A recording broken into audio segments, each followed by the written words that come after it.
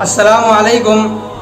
تو چلیے اب اسی کے متعلق آگے کچھ باتیں ہیں جو بتائی گئی ہیں کہ کپڑا سو کر اٹھے تو کیسے پہنیں، کیسے اتاریں، اسی طرح سے پھر جو ہے بیت الخلاء جائیں تو کیسے جائیں۔ تو چلیے ان چند باتوں کو بھی جانتے ہیں۔ جب بھی آپ سو کر اٹھیں تو مسواک کر لیں۔ وضو میں دوبارہ مسواک کرنا ایک علیحدہ سنت ہے۔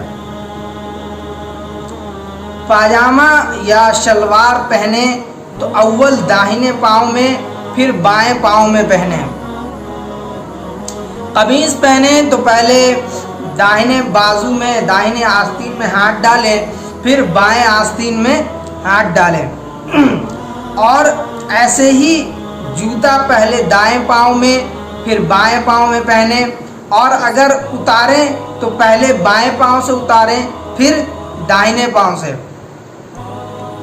اتاریں۔ اور بدن کی پہنی ہوئی ہر چیز کے اتارنے کا یہی طریقہ مسنون ہے۔ مطلب کوئی بھی چیز، کپڑا جو ہم پہنتے ہیں یا جوتا چپل یا اور بھی جو چیز ہے تو اس میں داہنے سے ہی شروع کرنا ہے اور اتارتے وقت بائیں سے اتارنا ہے، یہی سنت طریقہ ہے۔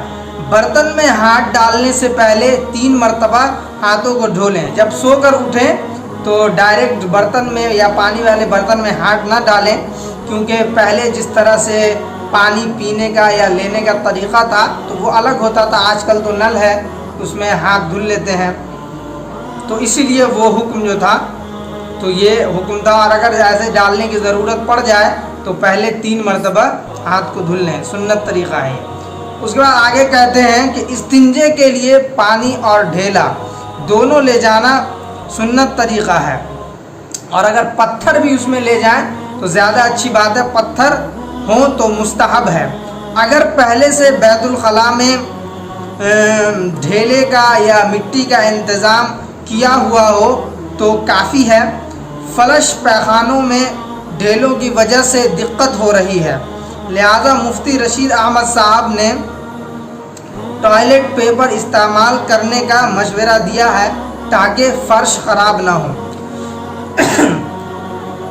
آگے ہے کہ حضور صلی اللہ علیہ وسلم سر ڈھانپ کر اور جوتا پہن کر بیت الخلاء تشریف لے جاتے تھے۔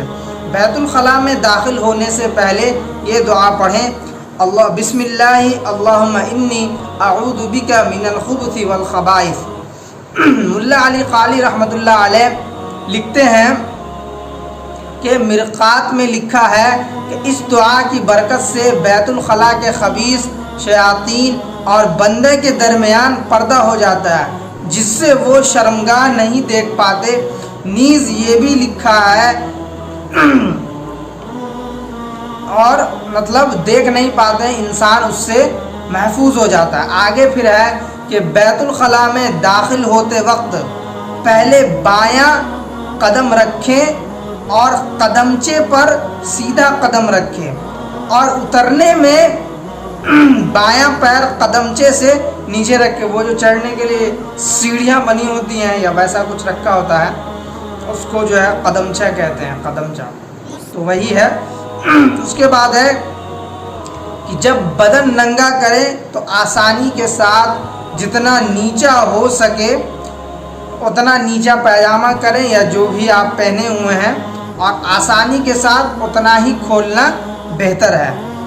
اس کے بعد فرماتے ہیں کہ بیت الخلاء سے نکلتے وقت دائنا پیر باہر نکالیں اور یہ دعا پڑھیں: غفرانک الحمدللہ الذی اذھب عنی العذی وعافانی۔ تو یہی باتیں تھیں کپڑا پہننے کے متعلق اور جوتا چپل وغیرہ پہننے کے متعلق چند باتیں تھیں، اور بیت الخلاء سے جانے اور نکلنے کے متعلق چند باتیں بتائی گئی تھیں، اور دعا نہ پڑھ کے جانے سے کیا نقصان ہوتا ہے وہ چند باتیں جو ہے اس میں تھیں اور وہ بتائی گئی ہیں۔ تو انشاءاللہ اب جو آگے بات ہے وہ انشاءاللہ پھر دوسرے اس میں کریں گے۔ تو اسی کے ساتھ اجازت دیجیے، انشاءاللہ پھر ملاقات ہوگی۔